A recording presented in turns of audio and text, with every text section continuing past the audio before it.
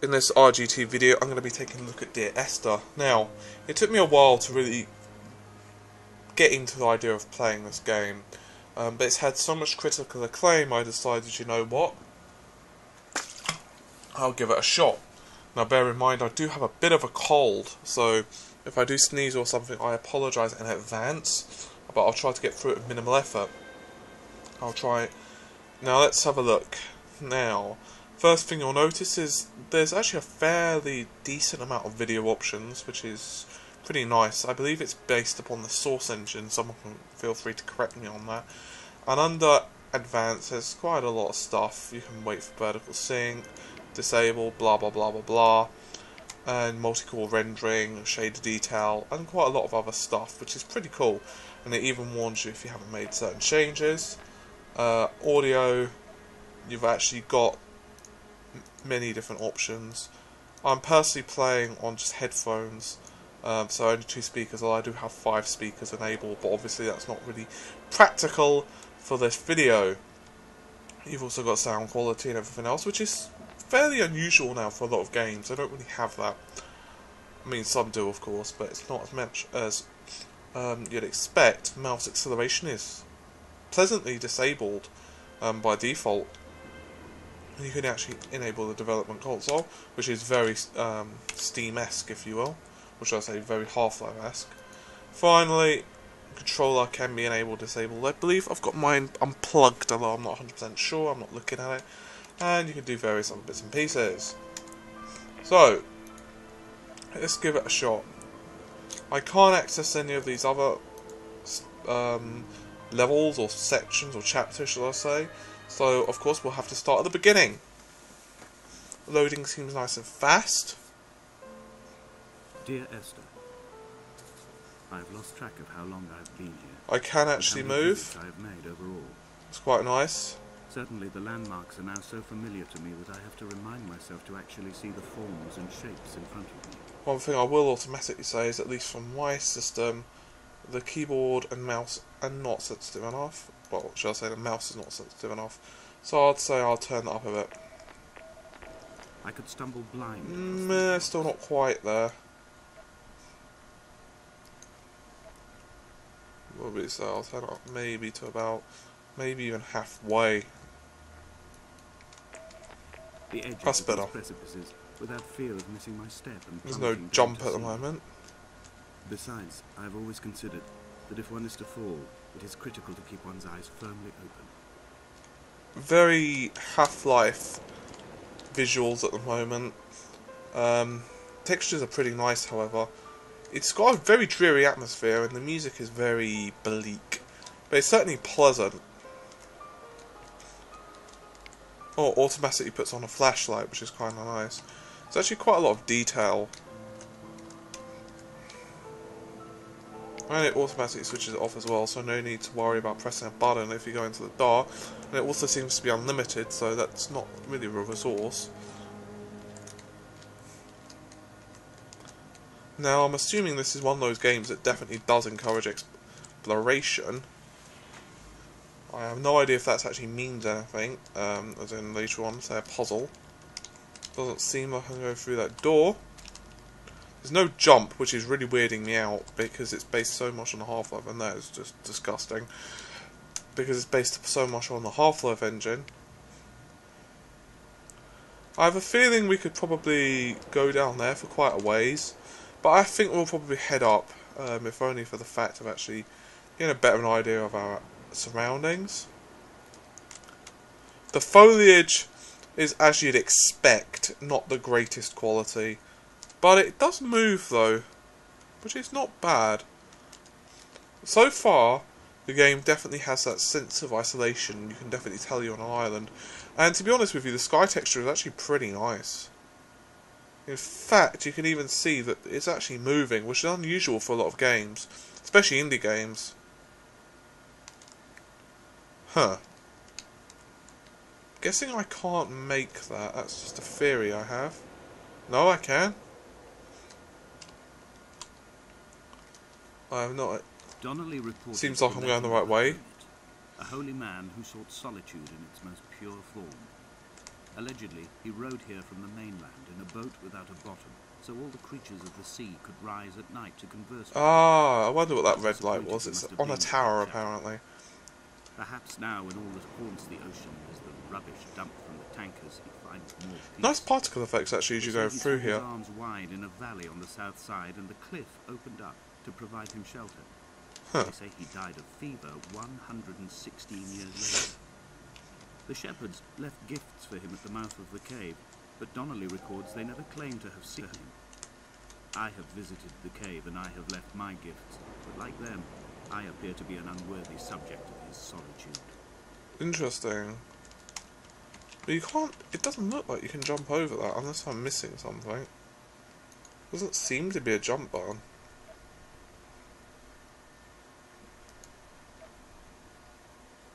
Zoom in. No, there was no jump button. I didn't think there was. You can zoom in somewhat by pressing the left mouse button, so it doesn't look like this is the way to go, which somewhat surprised me. Actually kind of freaky when you randomly tap the button. Anyway, so I'm not actually 100% sure what you're supposed to do here, but we'll figure it out.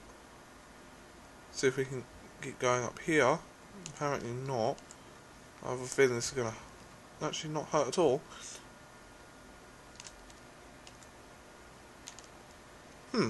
Pretty good texture detail actually on the rocks. Looks like you're supposed to go around at the bottom actually, which is something I didn't expect. I also quite like the waves of the water.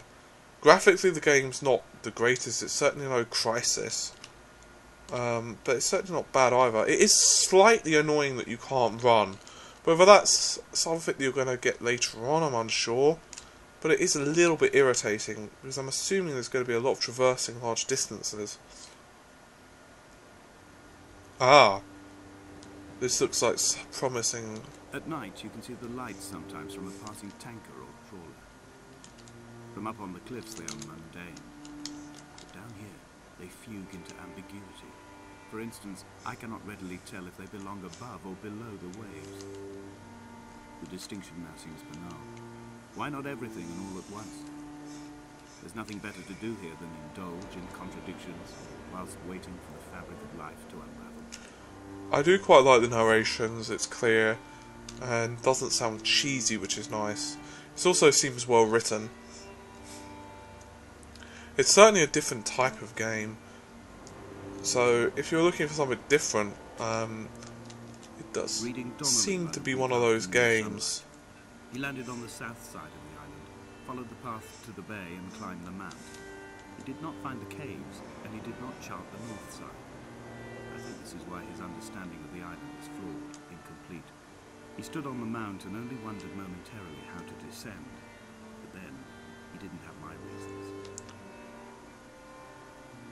Considering I'm only running a 720p, it actually looks quite nice. Also, another thing I will point out is there doesn't seem to be any VSync tearing, and I am getting a steady 60 FPS, which is what you'd expect, considering the game's not the most demanding of all. Someone had died or was dying, or was so ill they gave up what little hope they could sacrifice.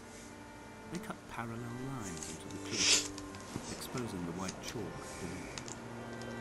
You could see them from the mainland or the fishing boat, and know to send aid, or impose a cordon of protection, and wait a generation until whatever pestilence stalked the cliff paths died along with its... That's very interesting rock shapes. Looks slightly like Stonehenge.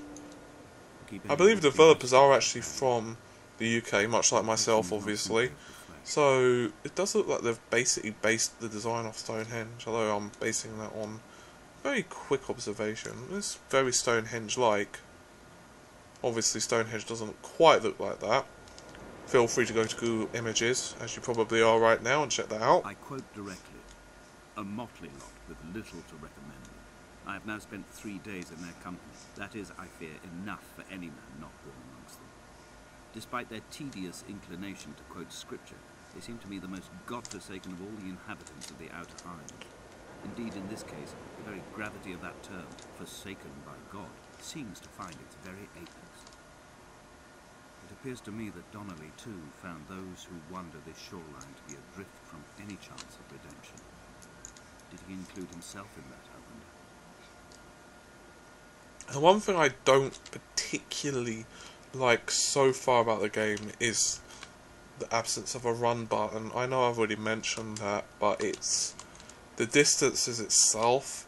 I'm assuming it's done for pacing reasons, because obviously by the time you get to one area, Dear Esther, this happens, of course. I met Paul. I made my own little pilgrimage. My Damascus, a small semi-detached on the outskirts of Wolverhampton. Sorry guys, just blowing my nose. As I said, do have a bit of a cold, unfortunately for me. Although he knew I hadn't come in search of an apology, reason or retribution. That shipwreck actually looks pretty impressive. High and lucid by his own dented bonnet. Responsibility had made him old. Like us, he'd already passed beyond any conceivable boundary of life. One thing I will say is I do like the water effects. They've actually done a pretty fantastic job. Then again, the Source engine was never shabby at doing them at all. If you've ever played Lost Coast, you'll understand what I mean.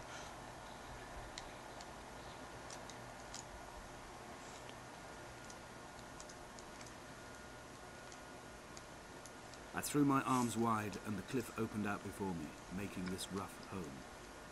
Wow, that's actually very cool. On the mount and tried to live here instead. It was cold at night, and the sea lapped at the entrance at high tide.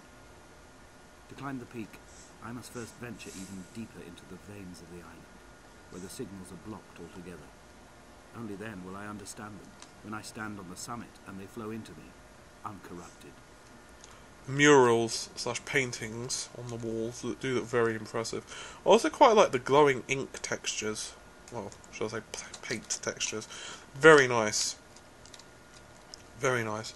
I'm actually somewhat impressed with the texture quality overall. It's actually very impressive. In fact, some of the textures do look noticeably higher resolution to me than a lot of the Half-Life 2 textures, especially vanilla Half-Life 2.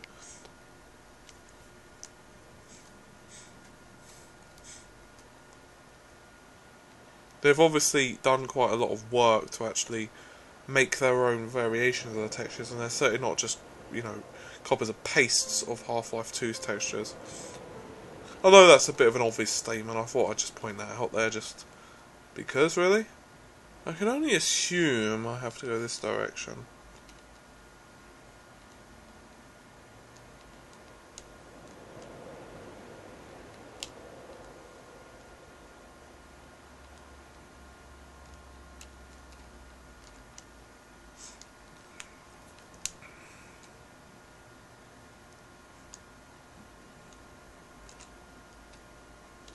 Very nice.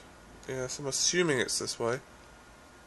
Not particularly sure where I'm going, if I'm honest.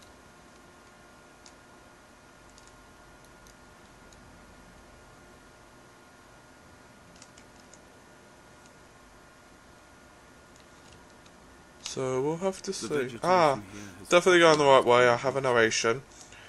To think they once grazed animals here. The game does definitely promote exploration, although it does seem a bit weird because there's obviously no map or whatever, which is something I don't particularly like. I have a feeling that this is going to be one of those games where you're either going to love it or you're not going to like it that much. I'm not disliking it at all. I am enjoying the game as an exploration, but I have a feeling that I couldn't stick at it all the way through. That isn't a reflection on the poor quality of the game. It's just a reflection on my own personal tastes. So it's by no means an objective opinion. Just like any review, no reviewer can ever say that they're 100% objective unless the game's crashing to pieces or something. It doesn't look like you can get up these cliffs, although maybe this little break in the cliff face.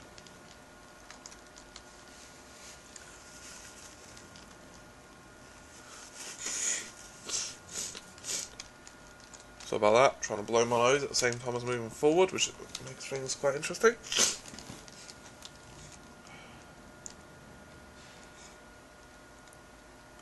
On a slightly different topic, as I'm going around this corner and I'm wondering if there's going to be a wild pack of wolves that decide to descend upon me. RGT has just hit over 10,000 views, so I'd just like to thank everyone for that, particularly if you've been watching us from the beginning. Both Amata and I are extremely grateful. I have now driven the stretch of the M5 between Exeter and Bristol over 21 times. But although I have all the reports and all the witnesses, and have cross-referenced them within a millimetre using my Ordnance Survey maps, I simply cannot find the location. You'd think there would be marks. Wow, that actually looks very cool. The draw distance definitely makes the game that much more impressive. Now I'm going to assume I have to head down there. I do quite like the musical influence, actually. It's something that suits the game really well, although it's quite eerie. I do like it.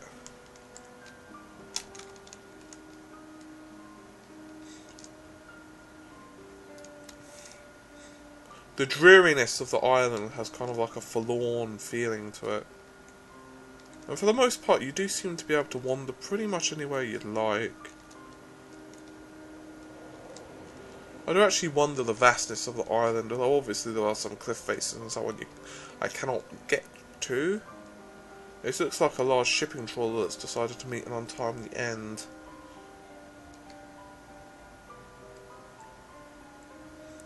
I'm not sure if I can get up there. I will have a quick attempt, however.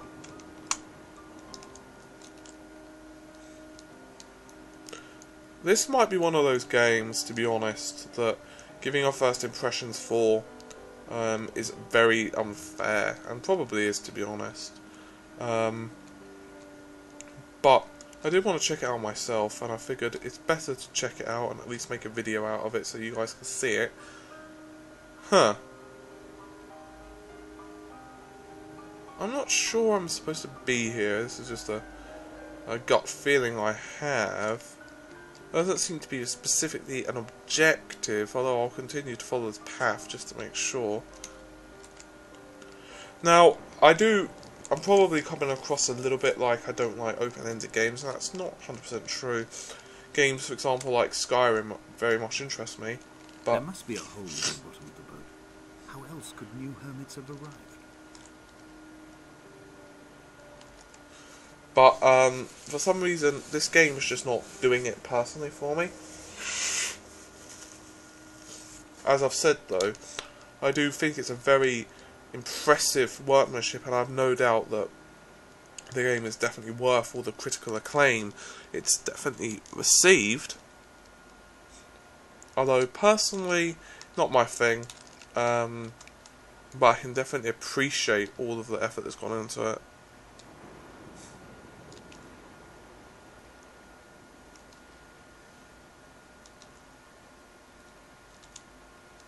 I'm probably missing something really obvious, to be honest, what I'm doing, but I'm not particularly sure. This is probably my own skills that are failing me here, to be honest with you.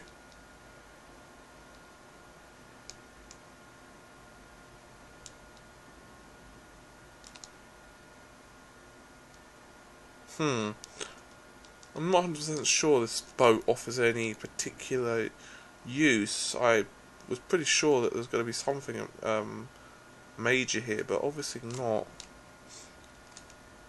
Definitely seems to be more of a sightseeing tour. Doesn't seem to be anything particularly story orientated in that area, unless I'm just missing it, which is possible.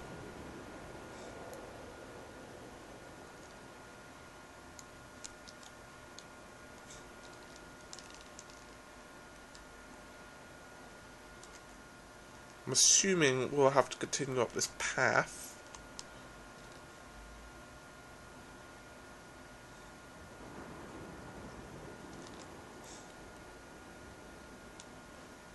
Now, I have two options. It's only at night that this place makes any sluggish effort at life. You can see the buoy and the aerial. I've been taking to sleeping through the day in an attempt to resurrect myself. I can feel the last days drawing upon me. There's little point now in continuation. There must be something new to find here. Nope. Some nook or some cranny that offers a perspective worth clinging to. I've burnt my bridges. I've sunk my boats and watched them go to water. Brings new meaning to the phrase, if you want to take the land, burn your boats.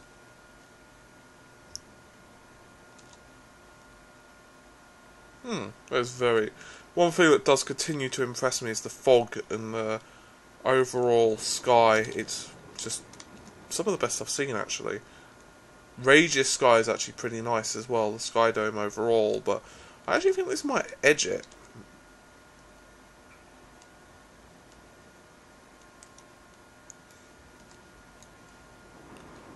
It also doesn't seem quite so painted in, simply because it's moving. It's very impressive, I will say. It's actually kind of rare to see most games with a moving sky.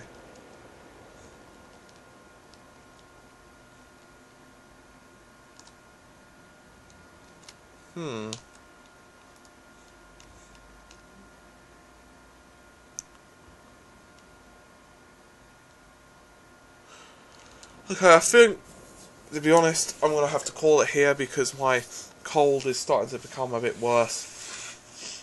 So I don't want to subject you guys to more sniffling and blowing off my nose. So I'll give you my final thoughts of Dear Esther.